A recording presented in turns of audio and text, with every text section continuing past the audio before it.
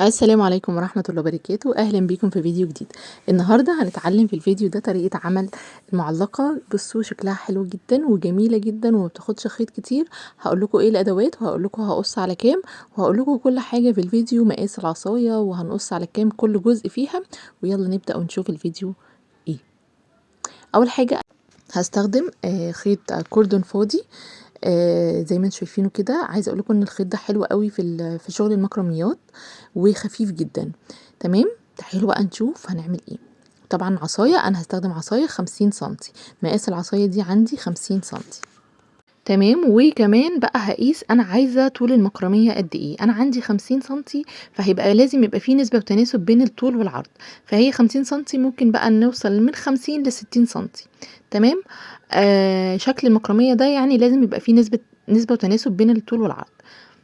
بس بعد كده بقى هقيس الجزء اللي انا عايزه اشتغله. اول جزء اللي هو الجزء ده انا عايزه لحد 10 سنتي. واحنا طبعا خدنا في ازاي تقيسي او تقصي على كام في فيديو لوحده. انا هنا هقول لكم هقص على كام الجزء اللي انا هعمله بالظبط، علشان ما يهدرش معايا خيط. فكره الفيديو هنا ان احنا ما نهدرش خيط، علشان كميه الخيط معانا هتبقى قليله في المكرميه دي. فانا بقى هعمل ايه؟ هبدأ بصوا انا هنا كده قصيت خيط 80 سنتي. 80 سنتي ده هعمل بيه ايه؟ هبدأ ان انا اعمل عقدة البداية كده، بس هعمل بقى من اول هنا. بصوا مش الخيط كله، هسيب زي جزء كده صغنن، وهعمل بقية الخيط كده. شايفين هيبان معاكم اهو. شايفين مش الخيط ما قسمتوش بالنص، لا، لان ده انا هشتغل عليه.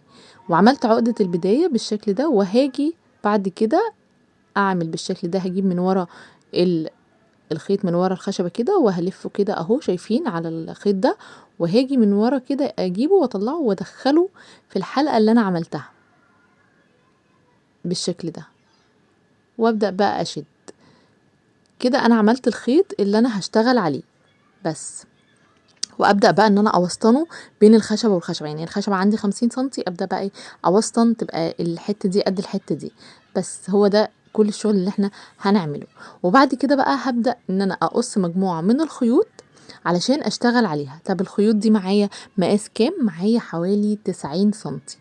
يعني 90 سنتي. ممكن عايزة تخليها متر. طبعا كل ده انا بتكلم على مفرد، ان احنا بنقص على المفرد. اي قص في الدنيا بتقصي على مفرد. يعني ما بقولك مقاس متر يبقى متر على مفرد. انا هنا قصيت 90، ممكن انت تقصي 100 يعني متر، علشان ايه تبقى معاكي. واشتغلت بقى عقد البداية. بصوا اشتغلت عقد بداية بالشكل ده كده. عندي بقى ايه الطول اللي نازل ده بقى نص متر، لان انا قسمتهم على 2. هبدأ بعد كده اجيب برضو مقاس طول متر بالشكل ده، واحطه كده بعقدة بداية على الخشبة بتاعتي بالشكل ده. وهحط واحد الناحية التانية، لان دول هشتغل عليهم. تمام بالشكل ده كده.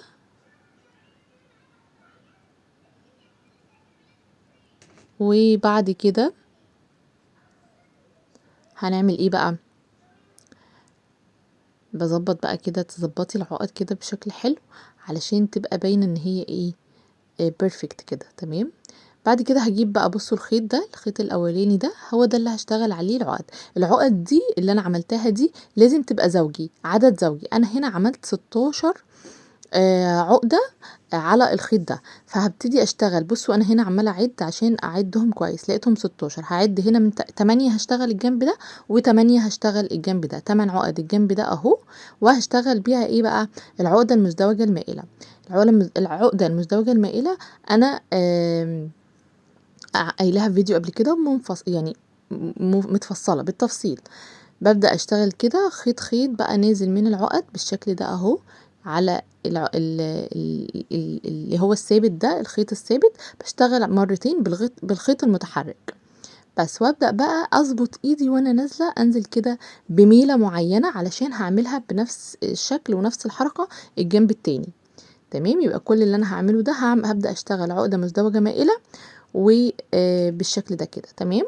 كمل بقى عشان وقت الفيديو، وهكمل الناحية التانية ونرجع نشوف شكلها عامل ازاي.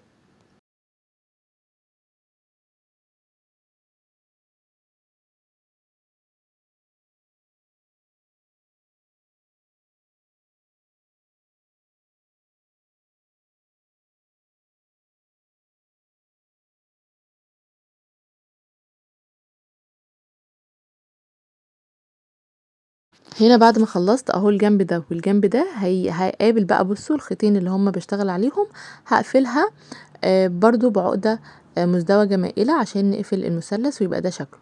وده اول جزء معانا في المكرمية كده خلص.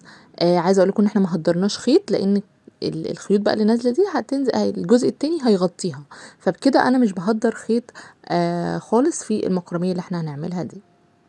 تمام بالشكل ده اهو. بس تعالوا بقى نشتغل الجنب التاني واقول لكم قصيت على كام. وهنا قصيت 4 خيوط بالشكل ده كده، وهحطهم على الخشبة بعقدة البداية عادي كده بالشكل ده. طول الخيوط دي عندي كام؟ 3 متر. قصيت 3 متر، وممكن تزودي 20 سنتي يبقى 3 متر و20 علشان الشراشيب لما تيجي تنزل في الاخر. تمام. انا بقى هعمل ايه؟ هبدأ اشتغل بقى اللي هي الغرزة او العقدة بتاعتي اللي هي المعينات، ودي قلناها قبل كده. بجيب خيط من الجنب ده بشتغل عليه مجموعة الخيوط اليمين ومجموعة خيوط الشمال. انا هنا في الفيديو ده بقولك الخطوات اللي هتعملي بيها مكرمية، يعني انتي المفروض تبقي عارفة العقد. انا حاطة كده في قائمة تشغيل بس لوحدها ازاي تتعلمي مكرمية من البداية، يعني العقد من البداية بالتفصيل عامله لها لكل واحد فيديو، ممكن تدخلي قائمة التشغيل وتشوفيها. هنا فكرة الفيديو ان انا بقولك تعملي ازاي بقى مكرمية بالاطوال عشان تطلع معاكي حلوة وما تهدرش معاكي في الخيط، وكمان ما تأثرش معاكي في الخيط. تمام. تملي الخيوط او الاطوال تزودي عليها 20 سنتي 10 سنتي بالزيادة، احسن ما يبقى معاكي بالنقص، لان لما تزودي 20 سنتي مش هتفرق معاكي كتير، لكن لما تنقصي عايزه اقولك المكرميه كلها ممكن تبوظ منك، وممكن ان انت تفكيها ويبقى كده هدرتي خيط. لكن لما تقصي بزياده بيبقى احسن ليكي وليه كمان شكل المكرميه في الاخر ما تبص معاكي. بس انا بقى هبدا اشتغل برضو العقده دي لحد الاخر، وبعد كده هشتغل الجنب التاني نفس هي العقده بنفس الاطوال 3 متر و20، وهكمل ونرجع نشوف هنعمل ايه علشان وقت الفيديو انا مش عايزاه يطول معاكم.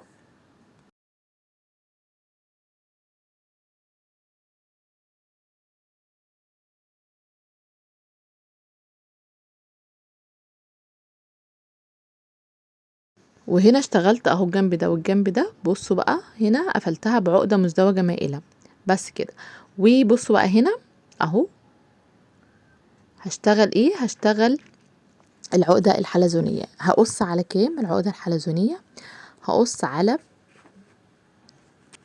4 متر. 4 متر بس. بص بقى الفكرة في العقدة الحلزونية تملي بقولها في كل فيديو، ان احنا ما بناخدش الخيط مزوج يعني مع بعض ونحطه، لا بصوا بحط اللي انا هشتغل عليه بس على قد المسافة او على قد الطول اللي انا عايزاه. يعني شايفين هنا بصوا انا حطيته اهو ده. بصوا بقى الخيط اللي انا هشتغل عليه قصير ازاي، هو ده كده بيبقى مقاس الخيط لحد ما انا عايزة اشتغل. وهحط برضو الناحية التانية بنفس الفكرة. تمام. وابدأ بقى اشتغل العقدة الحلزونية. والعقدة الحلزونية فيها تركاية عشان تبقى متظبطة وتبقى نازلة كده منتظمة. هنعمل ايه؟ تبدأي ان انت تعدي. انا في كل فيديو بقول يعني انا ببدأ اشتغل العقدة الحلزونية من جنب واحد بالشكل ده. تبدأي بقى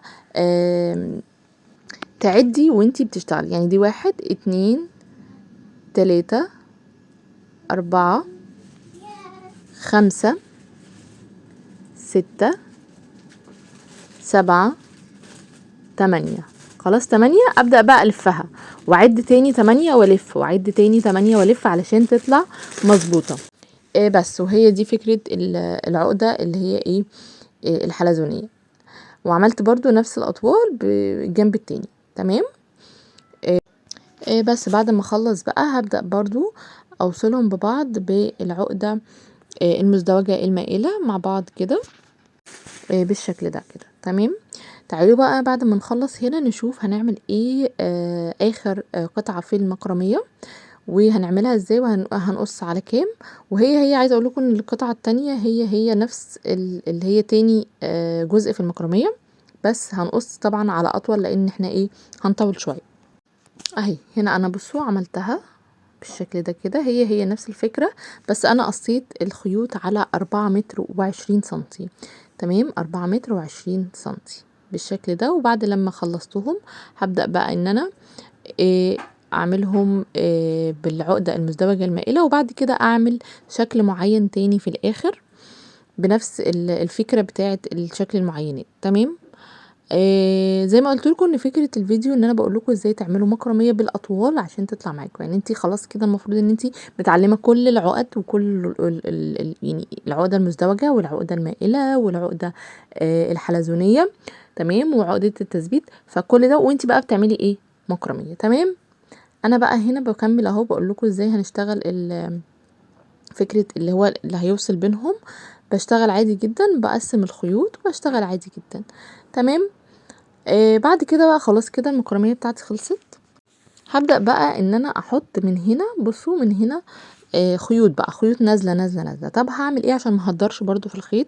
هبدأ ان انا كده ايه، اشوف انا عايزه اوصل الخيط طبعا ده ما فيهوش اي شغل، فهشوف كده انا عايزه اوصل لحد فين للمكرميه وابدا اقص. يعني بصوا بجيب كده الخيط وبشوف لو انا هعمل من هنا عقده هيوصل لحد فين وابدا اقص. هحط في كل فراغ هيقابلني 3 خيوط، 3 خيوط، 3 خيوط برضو لحد ما انزل. وانتي بتنزلي تفضلي تقيسي كده الخيط عشان ما تهدريش معانا. يعني انتي كل لما بتنزلي لتحت الخيط بيقصر فبتأثر معاكي الخيط. فهمتوا الفكرة؟ ان انتي ما تهدريش معاكي اي خيوط من المكرمية. عايزه اقول لكم المكرمية دي خدت تقريبا نص كيلو بس من الخيط. نص كيلو ممكن يعني حبة لا يذكروا يعني. وبس بقت بالشكل ده بنفس الاطوال دي وبنفس الشغل ده. يا رب يكون الفيديو عجبكم، يا رب كمان اكون فدتكم. ولو وصلتي للدقيقه دي ولسه ما عملتيش لايك وشير وسبسكرايب للقناه فاعملي فورا. وكمان عايزاكي تشيري بقى للناس كلها عشان يستفادوا. وشكرا ليكم ولمتابعتكم، ويا رب كمان المكرميه تعجبكم.